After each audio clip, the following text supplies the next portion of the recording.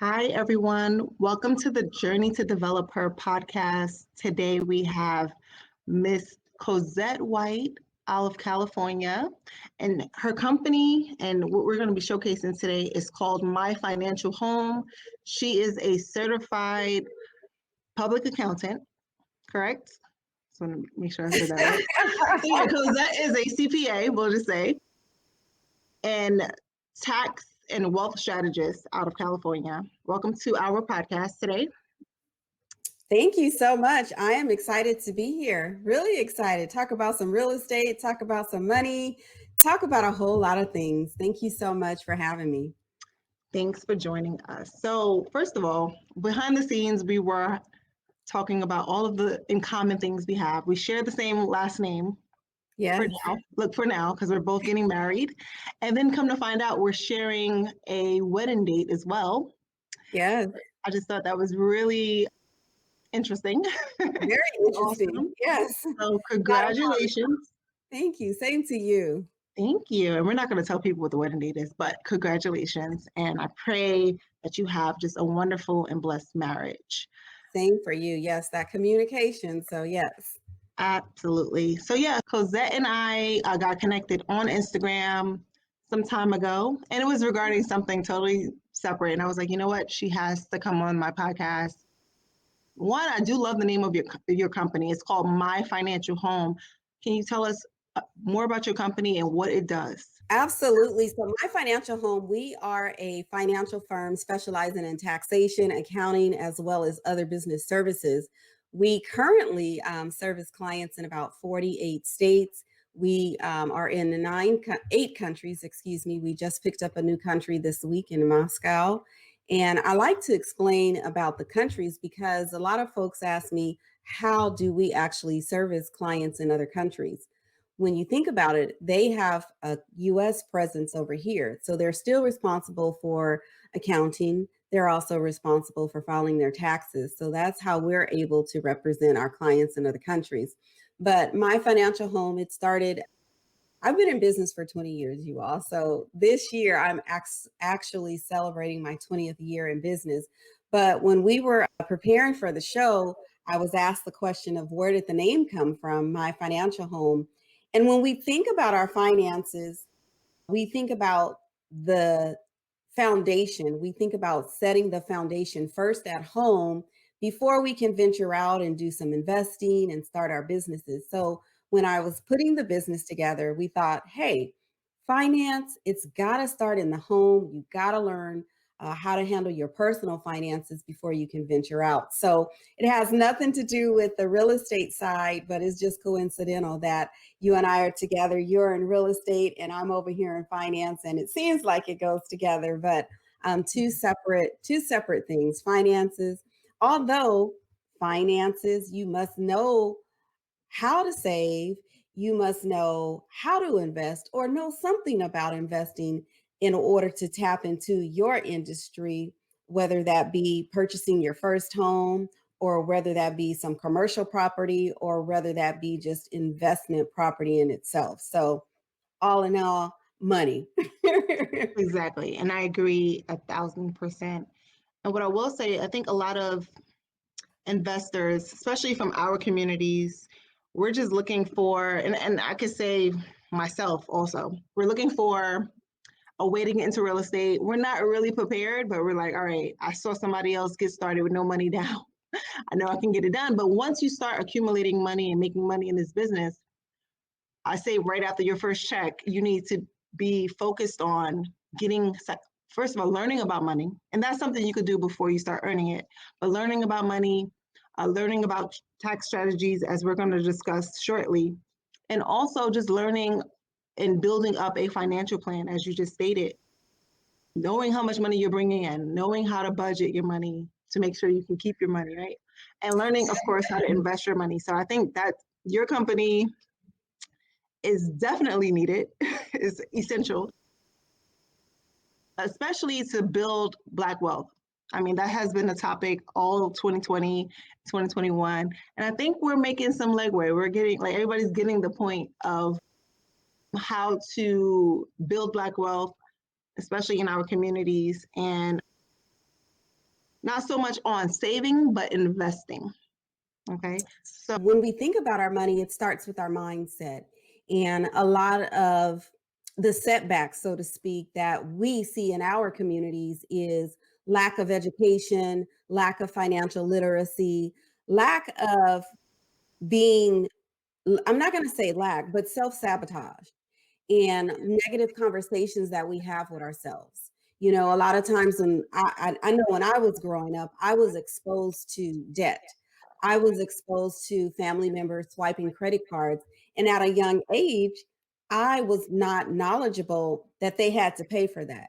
So unfortunately, we are a product of our environment. And so we do what we see. And so as a young child growing up, that's all I saw were my aunts shopping and using credit cards. But I was unknowledgeable of the fact that they had to pay for those bills at some point in time. So my firsthand experience with finances, with money, was venturing off to college and being exposed to credit cards. So I found myself in debt at an early age, and I had to crawl myself out of it. And I always tell people at the ripe age of 20 years old, I had 3 credit cards and they all had $10,000 limits. Mm. So guess what? I ended up probably, it's not a probably, I ended up spending money on all of those cards. And I seriously recall I had an American Express card, and I remember calling myself going shopping for Christmas, and I swiped that American Express card. And can you imagine what happened? The young lady on the other end said, "Ma'am, we have a code that we need to keep your card." So they took my What? card. Yes, because Never I heard that was before. overspending. But I didn't have a job at the time. So I was just in college spending, spending, spending. Wow. Why? Because that is what I saw happening as a young adult. And I was not aware of the fact that they needed to pay bills. Now, at the time, yes, I knew once I got that card that I had to pay the bill, but that's not where my mindset was. And Right. so when we think about financial literacy, when we think about investing, when we think about investing in rental property, even our primary residence, sometimes we, our communities, we have a hard time because of situations that I just shared with you. My Mhm. story prevented me from getting a home earlier on. And I say earlier on, you all, because even though I had the problem, I still was in a position to purchase my very first home at the age of 27. Awesome. So we don't find too many of us being in that position Mhm. to purchase a home at 27. So I did get myself in some financial trouble, but I crawled myself out. And of course, I had a husband with good credit and mine was terrible. So that helped. Right. Well, kudos to you. That's amazing. And now from your story, from your lessons, you're able to pour back into others and show them through experience what not to do. So Yes, I think yes. that's the blessing in the story itself. And I don't know how many times I've discussed it on the show, but I probably was in like $30,000 worth of credit card debt. And not so much, well, and those cards wasn't even maxed out all the way, but I was still in Uh-huh. debt. And then I owed Mhm. student loans, of course. And then I wind up settling because I didn't pay it pay it back. But that's a credit topic. But bottom line is, yes, I wasn't really taught about what money is, credit cards, any of those things. I was just winging it as I was going along. And I didn't really have examples of wealth in my Right. family. I think one person owned a house in my whole entire family. That was my grandfather. He was a well-paid union rep, but he didn't really sit down with me and talk to me about money. And my dad, he was actually a real estate investor, but he didn't Mhm. raise me. He wasn't really involved in my upbringing, so he didn't teach me about money or wealth or real estate. So it's a blessing that I'm actually in this business now. Yeah. And I can also, pour back into my community. But through our mistakes or our lessons, we're able to learn and share and just pour back Yeah. into our communities. I have so many lessons from COVID, from 2020. even from 2019 that affected my 2020. Now that's rolling over to 2021, and I'll probably be sharing it very soon on the podcast. But that's the blessing of the journey. So Yeah. I'm sure you don't have no regrets. And it motivated you to start your company, I'm sure, right? Well, let me just share with you guys how my company actually started. I was an accounting major in college and I was working and going to school at the same time. And the very first job that I had, I walked over to my grandmother and asked her if she would assist me in doing my very first tax return. And her exact words were, "Baby, I need for you to go upstairs, get yourself a pen and a paper, and we're going to do this tax return together." So we did the return. Of course, I got a refund and I went back to school and I was telling all of my sorority sisters and whatnot. And so it just became a thing of the past, like, Cozette can help us. And so when I graduated, of course, I had my 9 to 5. And I knew right then and there that I did not want to continuously get up, go to work, and do what other people do, get stuck at a job behind a desk. Right. However, here we are, some years forward. I stayed in corporate America, you all, for 20 years. But at the same time, I had what I used to call, and I said I used to call it my side hustle. I used to say it was a business, but it truly, I treated it as a side hustle until I got to a point in corporate America where I said, this is it. I'm hanging it up. I'm leaving. I need to go and do something for small business owners. You see, in corporate America, I can tell you guys, I was not in purchasing, but I was over purchasing. I was over contracts. Of course, I was over the accounting department. I had HR as a dotted line to me. So I had experience with the various departments in the organization. So I was like, why can't I start my own business? I know what to do. And why can't I take those same things that I learned in corporate America and help other small business owners? You know, why not? You're a small business owner, you're in real estate. I mean, Mhm. think about it for a second. You just shared your story that you had money, and we all have a money story, you guys. Yeah. Your money story was you spent money, you did things that you regretted then, but it's a lesson learned. Let's put it like that. Yeah. And sometimes our money stories, whatever it is that's preventing us from moving forward, has a direct impact on us.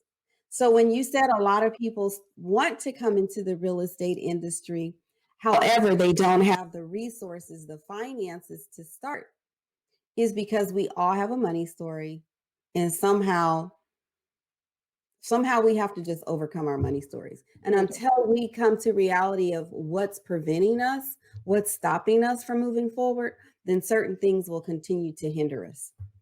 I totally agree. I think it's more of one, poverty mindset, and secondly, a emotional spending or emotional consumer mindset. Like we're the target, specifically corporations, when they're targeting their marketing, they're targeting for us. Like they know that we're the consumers. This is why you see hip hop and all of and everything now, because one, that's our niche. They know to put a rapper in it. They know who to allow to endorse a product for us to, say, oh, you know what, we're gonna go buy that now. So, we have to stop being suckered into the trap of these major corporations. We need to spend less, invest more, spend less instead of buying Chanel and Gucci and Giuseppe and all of these brands. You can go put down on a house or an investment property and you can make that money back in 1 year, depending on how good you're at it. So I think now that the rappers, the original influencers, are now speaking about investing in real estate, whether they're taking drug money or not, they're talking about investing it in real estate, right? So I think now everybody's so woke and they're excited and now they're like, wow, I didn't know that you can wholesale a property. I didn't know that the government will give you down payment assistance or, anything. Like literally, I got started when I had $0 in the bank with a 2-year-old. Well, I got my first check when my daughter was 2, but I actually started in the business when she was about probably 6 years old. like on the investment side of things. So Right. with that being said, it took me a while to get to my first investment check, but I got started. Yeah. You know, I Yeah. had to educate myself. I had to develop good and better spending habits. Even now that I'm a little bit more financially stable than before, I still have to develop spending habits. Even when it comes down to eating out every night and, buying $300 hairdos or whatever the case may be, you have to know where you're spending your money and spend it wisely. But I think like I said, we have to get out of the consumer mindset. Yes. Um, yeah, But that's you just what also it comes got to down to. remember, like, what we think about, we bring about. And we have to Really also good. take personal accountability for the money that we spend. If we are on a journey to be debt free, if we are on a journey to purchase a home, if we are on a journey to save, then we have to consciously make an effort to say, is it a want or is it a need? Do I need the red bottoms or do I want the red bottoms? Do I want the Fendi or do I need the Fendi? Do I want the Gucci or do I need the Gucci? Right. Can I afford the Gucci? Is what we need to be asking ourselves. Like, what can I do with the funds that I'm going to take and buy on something that's quote unquote materialistic? Mm-hmm. Can I cash in on this as an asset to put as a down payment on some investment property, on Yeah, my primary property? exactly. No.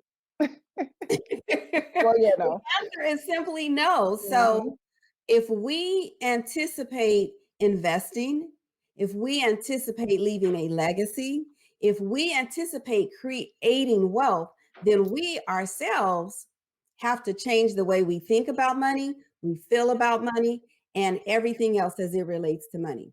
And it's all right up here. It's all up here. It's Mhm. a mindset. It is. It is clearly a mindset. I mean, because wealth is there for us, y'all, you guys. Exactly. It's The so true. money is there. It's about creating what you have available to you. It's your Right. birthright. So it's there. It's waiting for you to come take it. Right. And I think a lot that's the problem. I think a lot of people don't understand that wealth is our birthright. And I think based on what I saw on your Instagram was that you are a Christian, right? Yes. Okay. Yeah. So just in this podcast, I probably didn't explain it to you, but this podcast was created by inspiration from God. So it's Journey to Develop Her. Hmm. Yes, I am a real estate developer, but while I was becoming a real estate developer, before I got to this moment, God had to truly rebuild me, redevelop me in the process. And that involves learning, reading the Bible, learning who he is, learning who Jesus is. And those are some of the principles that is discussed in the Bible, knowing your birthright, knowing your inheritance. But some people just don't know it, or some people may not even be believers. So I would ask you, do you consider yourself a kingdom entrepreneur? I would say most definitely. And I think as you think about kingdom entrepreneur and you think about business and spirituality, I think that it's safe for us to introduce spirituality into our businesses. You know, for so many years, we as individuals feared that if we were to bring the kingdom or if we were to bring spirituality, whatever you all may, practice, if we brought that into our organization, then it would be taboo or we would be looked upon differently. But God is our savior. God is who we lean to, who we pray to, who we ask for help, who we ask to help us get to these homes, to get to the level of reaching $1 million and beyond, Right. to help us leave a legacy. So, why would we exclude him from our organization? Right. Well, I don't do that, but I just think it goes back to just not. I mean, I'm 32. It took me most of my life just to get in this space where I even find the Bible to be into Jesus. So I've been to like four, maybe, well, no, maybe 2 years ago, let's just say, I started really having a thirst to know Hmm. who God is. Not, and it's not that I know there was a God. I know there was a man named Jesus who died for Mhm. my sins. But I didn't know God or Jesus or Holy Spirit. I didn't know any of those things, right? And it didn't matter how many times I was in a church or if I was baptized in a church, I didn't have a relationship. But now that I am, and I do consider myself a kingdom entrepreneur, and I do read the book, like that is the book of life. There's so much wisdom in that book, even when it comes to money, wealth, business. They even Mhm. say in the Bible, don't borrow money that you know you can't pay back. I was like, oh, I didn't know this was in the Bible. Just people knowing those small principles will probably help people not go into debt, right? Who knows? Right, right. But, we have to, through audiences or platforms like this, even on your platform, also educate through biblical standards how it relates to money, how it relates to their business, real Yes, estate, or whatever. So I think that now that, once I learned that, I'm like, wow, this is my responsibility to make sure other people know, it is. this is what the Bible says.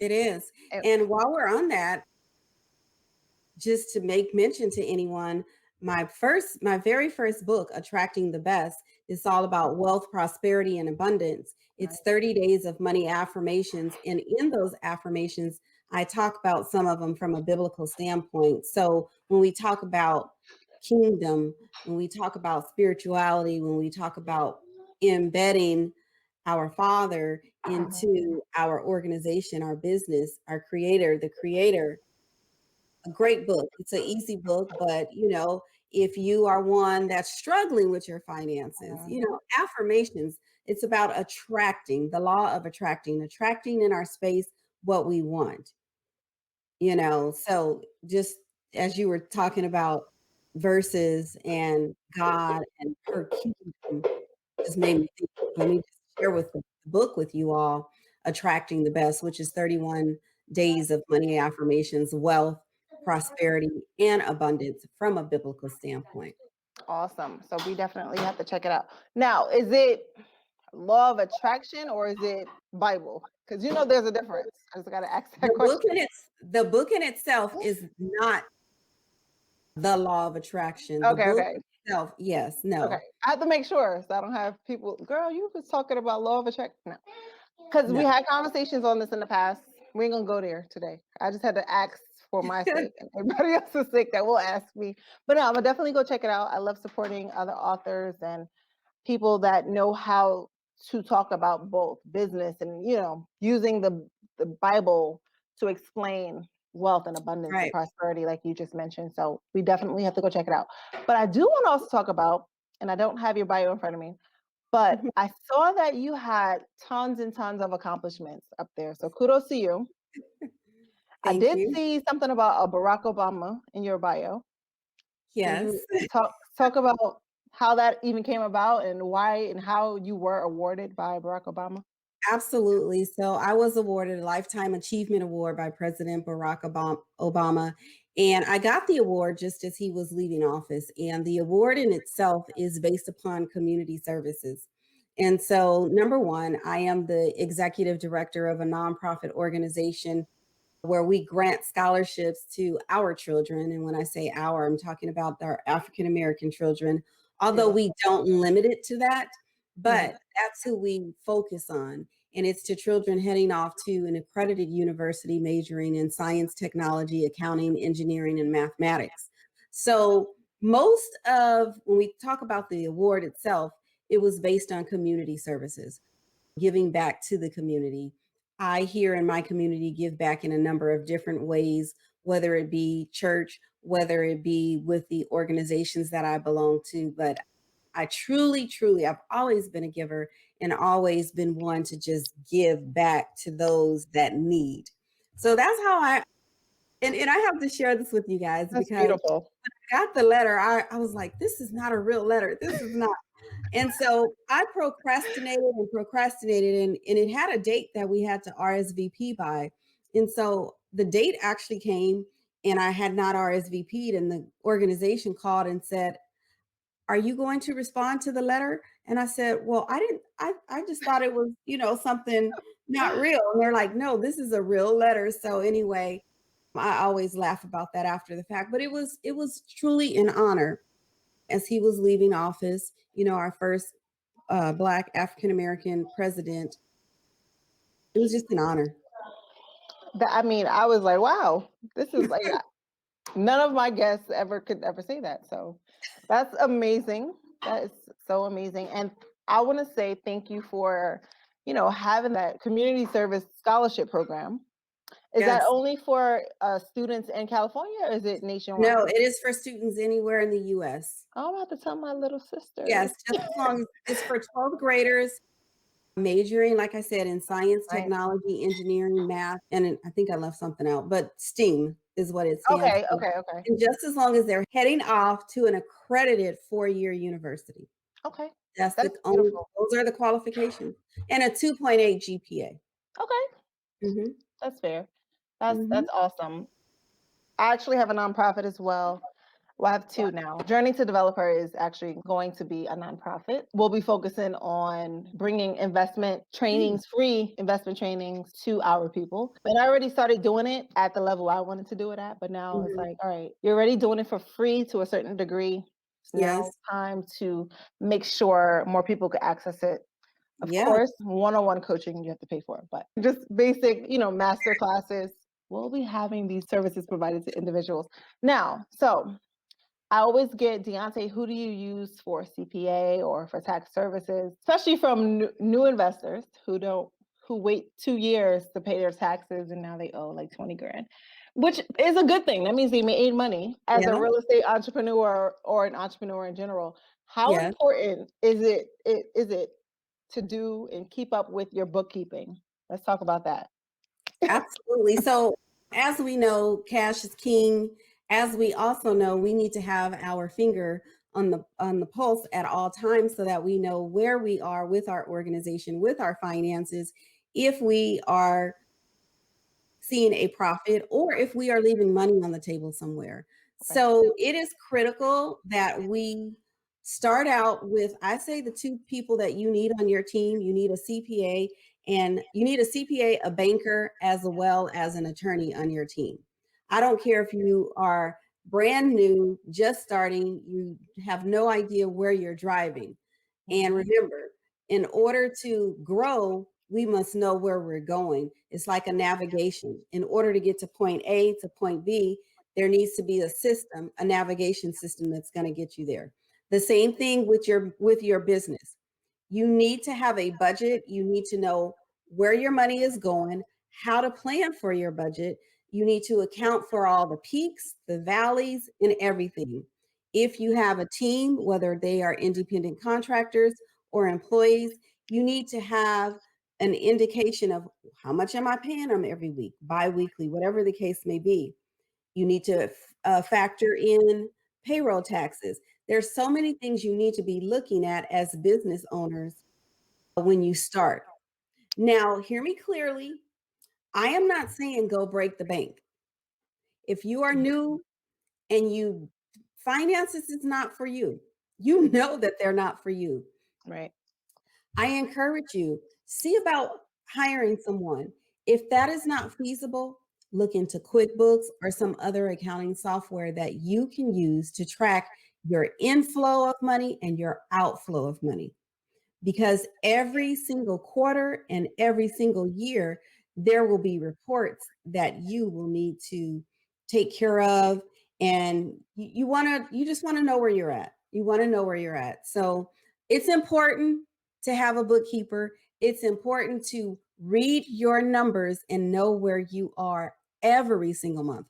It doesn't matter, you all, if you're in real estate, you flip homes, or if you are a typical traditional business owner, you still need to be looking at a profit and loss statement. Point I'm trying to make.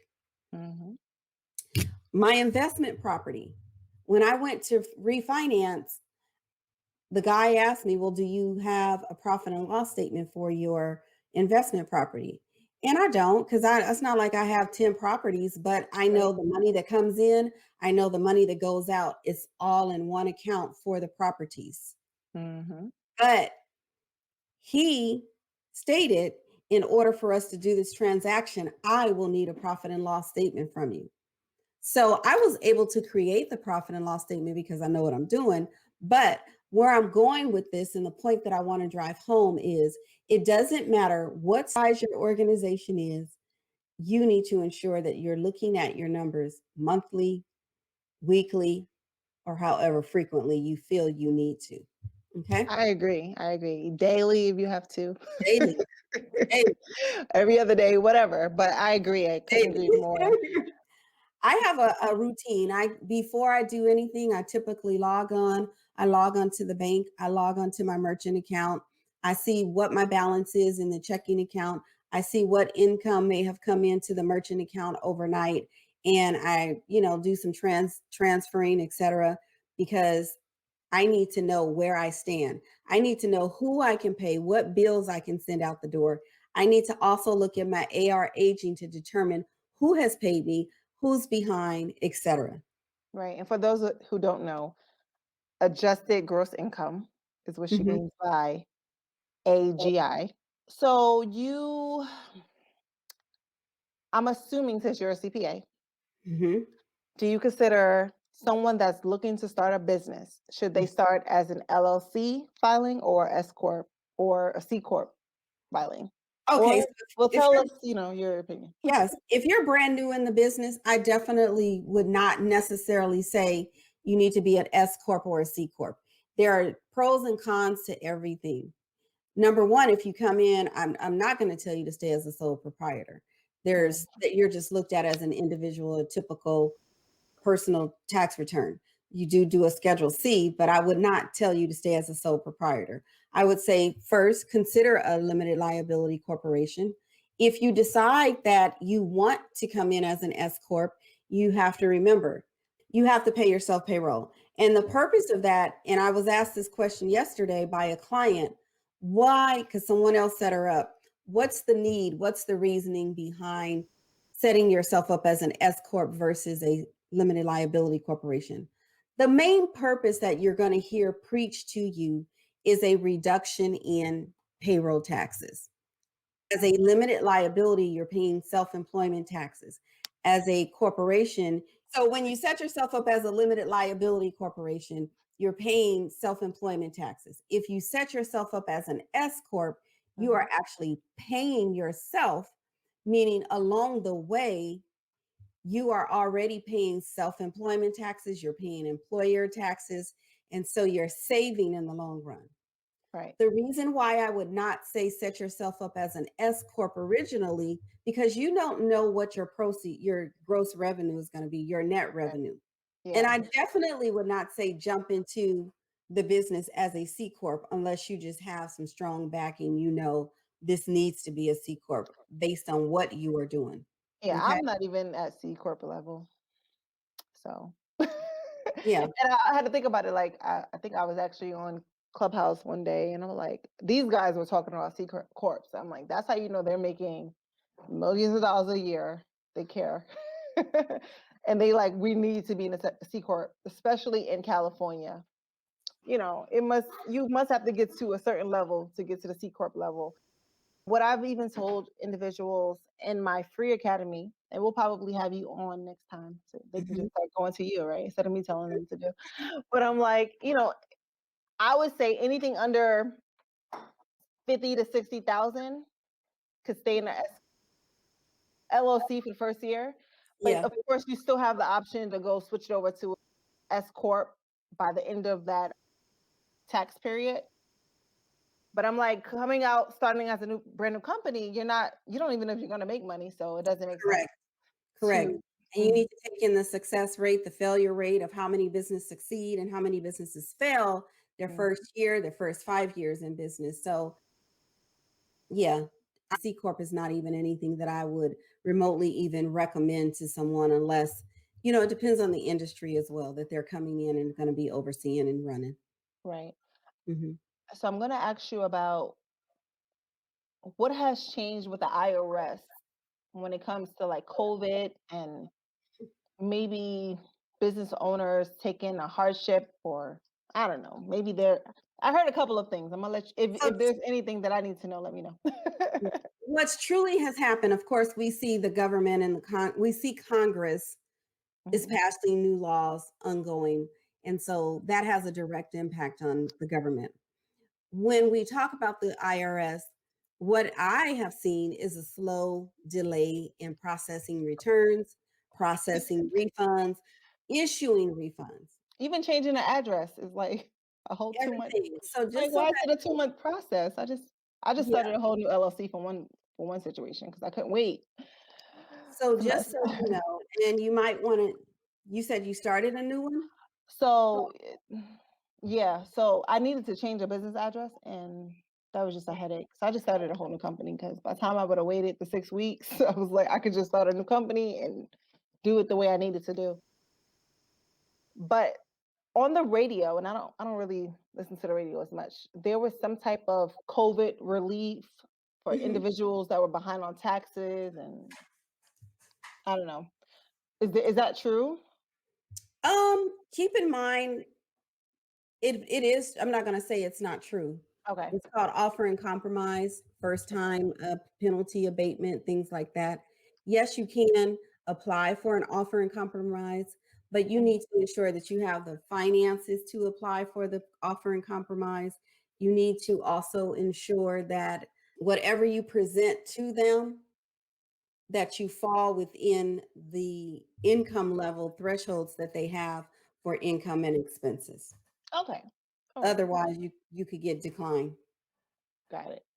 And I know everybody wants to also know, as a CPA, what are some tax wealth strategies you can recommend for not just a real estate entrepreneur, but just a regular small business entrepreneur, anyone that has a business? All Would love right. to- First of all, I think we need to ensure that if we have payroll and we are a solo individual, that we implement a 401k plan. The reason why I say implement the 401k program is because that's, and this is if you are an SCorp. Okay. Number one, you're paying yourself. So you're going to pay less on taxes on the back end when you go to do your taxes. Okay. Just implement some things that you know will help the organization. Okay. And I know that sounds very generic, but it could be a gamut of things, you all. You know, even if you are a small business owner, there are a number of days that you can go and rent your place out to individuals and still cut a check to yourself and have that as a tax write-off. Okay. Are Now, you aware of that? yes, we actually had. Well, we didn't air it yet. This is why I wanted you on here first. We actually had a guy on here that came Mm-hmm. before you, but Mm-hmm. we were talking about cost segregation. Mm-hmm. I'm like, wow, I shouldn't have had you on here yet because we didn't even get to the tax part, the regular CPA part. But we talked about that. And I know there's a lot of websites specifically that you could put your property on, like pairspace.com and of course Airbnb. And you could A basically lot of pick, places. yeah, you could, make money off of your space. And which bring me to the next point that I've seen personally as a realtor, as an investor, as a developer, all the things that I'm into in real estate. I have people, agents, clients that come to me, oh, I want to buy a house. A 1099 self-employed person or independent contractor. Right. However, it shows that my AGI is only $15,000. Mind you, these people made like 150,000, but they're like writing off everything. Oh, yeah. Let's That's talk not, about that. and that's one thing when you talk about tax planning. Yeah, we want to show as little as possible, but we can't always show as little as possible, you all, because it's going to have an impact on us when we go to finance. If Mhm. you're constantly making 200,000, but you're only paying taxes on 15, then when you go to buy a home, you're not going to qualify. Right.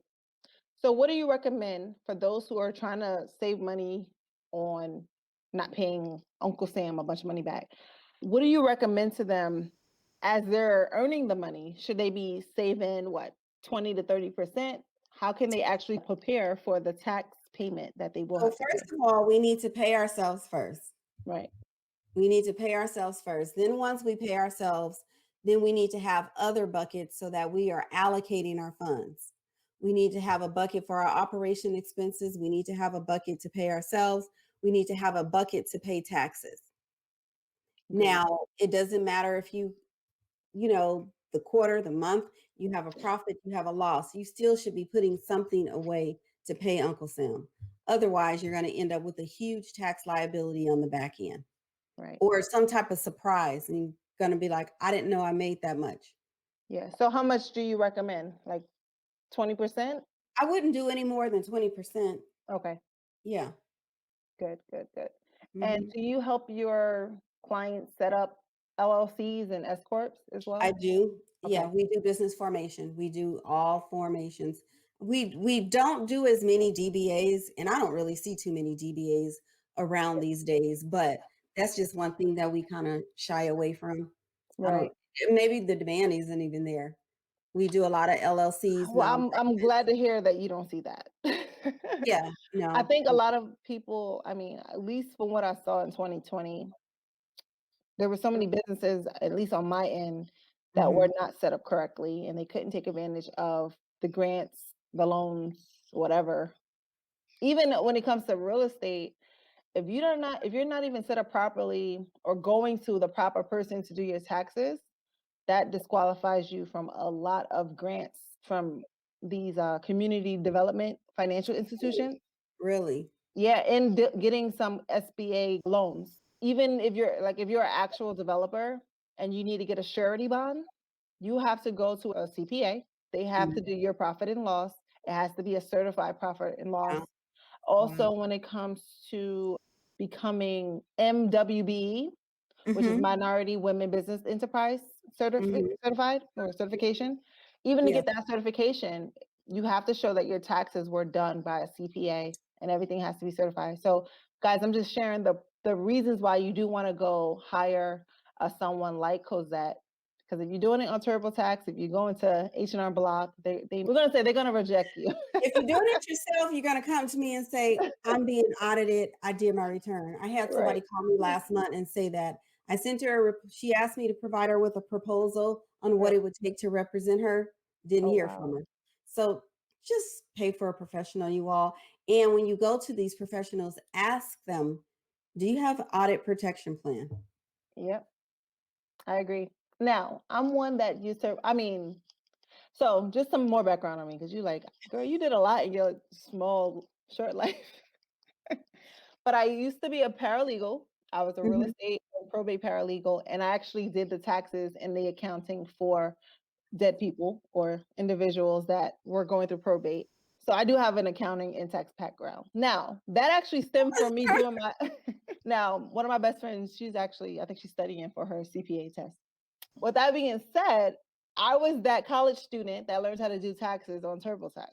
My Mhm. mom at H&R Block, but I just was like, I could do this on my own, and you couldn't tell me and I never got Mm. audited. That's the blessing. Never got audited. No, I mean, it's not But now it that I'm more of a professional, and I'm trying to go places and get certifications in the past, and I might have to come see you for some things for 2020 taxes.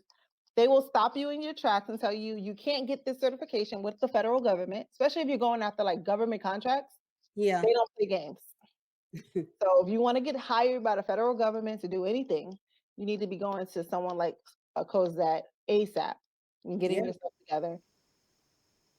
And a lot of people have. A lot of people are coming doing 3 years tax returns. I don't know how they got away with it, but 3 years worth of tax returns. Girl, you'd be surprised. No, Mhm. that's not surprising to me. I mean, I don't know how they're getting away with it but Mhm. yeah. Mm. But Yeah. well, thanks for coming on here. I'm not gonna hold you up. You're Yes. like a new friend to the show. We're like kinfolk. Yes. I Cos appreciate this. yeah, Cosette actually is one of the reasons behind me being in the Sheen magazine article that I have to publicize more. But it turned out to be a great article. So thank you for facing me and what I'm building over here. So I do Yes. appreciate that. And You're then welcome. hopefully very soon, I'm probably gonna relaunch the Journey to Developer Academy. Mhm. I have 80 Mhm. people there now. We never had a CPA come. So whenever you get some downtime.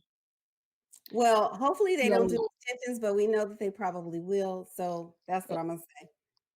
Yeah, so you're probably gonna be busy until July. Yes. Let's Um, hope not. yeah, I hope not. But I'm glad your business is booming. You do Yes. have an essential business, so Yes. no matter what It's happens, doing well. No you're able.